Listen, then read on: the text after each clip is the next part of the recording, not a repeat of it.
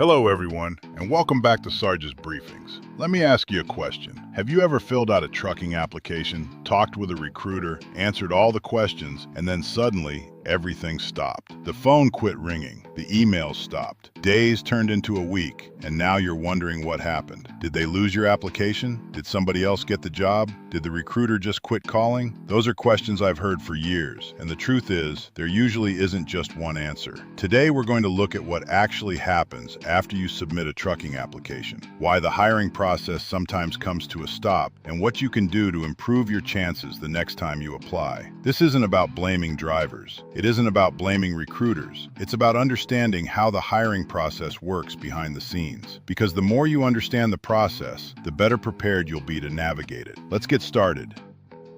The hiring process actually begins long before anybody offers you a truck. The first thing that's reviewed is whether your application meets the company's basic hiring requirements. That sounds simple, but every trucking company has its own standards. Some companies hire recent CDL graduates. Others require 6 months, a year, or even more experience. Some hire nationwide. Others only hire drivers who live within certain areas. Some accounts have very specific customer requirements that the carrier can't change. Here's something most drivers don't realize. The recruiter doesn't usually create those hiring standards. They're expected to follow them. If your application doesn't meet those requirements, the recruiter often can't move the process forward, even if they think you'd make a good driver. That's why getting turned down by one company doesn't automatically mean you won't qualify somewhere else. Every carrier is looking for something a little different. One company saying no doesn't mean the trucking industry is saying no.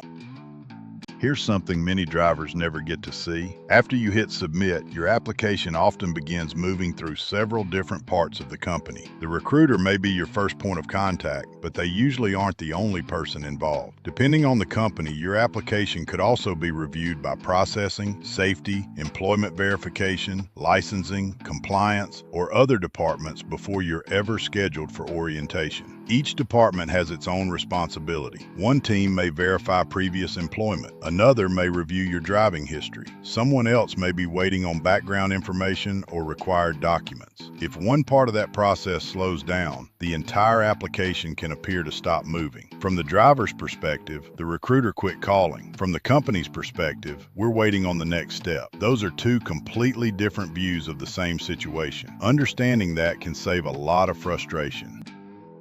Sometimes the reason is surprisingly simple. The company may be waiting on one missing piece of information. Maybe a previous employer needs to verify your work history. Maybe a copy of your CDL or medical certificate hasn't been received. Maybe there's a gap in employment that needs to be explained. Sometimes the recruiter has already reached out asking for that information, but the message was missed or the voicemail was never returned. I've seen applications delayed because of one missing document that could have been provided in just a few minutes. There's another reality people don't always think about. Hiring needs change. An account that was hiring yesterday may pause hiring today. An orientation class may fill. A customer contract may change. None of those things necessarily have anything to do with the driver. They're simply part of how the trucking industry works. Sometimes the process stops because of paperwork. Sometimes it stops because business changed overnight. While you can't control every part of the hiring process, you can control how you participate in it. Complete your application carefully. Double-check phone numbers, employment dates, and contact information. If the recruiter asks for documents, send them as soon as possible. Answer your phone whenever you can. If you miss a call, check your voicemail and return it promptly. And if you don't understand something, ask. It's much better to ask a question than make an assumption. One of the biggest mistakes applicants make is disappearing for several days. Meanwhile, the company is trying to fill trucks and schedule orientation classes.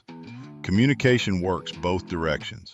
The easier you are to work with, the easier it is to keep your application moving forward. If there's one thing I hope you take away from today's briefing, it's this. Don't automatically assume that silence means rejection. Sometimes it does, sometimes it doesn't. Applications slow down for a lot of reasons. Some you can control, some you can't. If one company tells you no, ask yourself what you can learn from the experience. Did you apply for a position that required more experience? Was something missing from your application? Did communication break down somewhere along the way?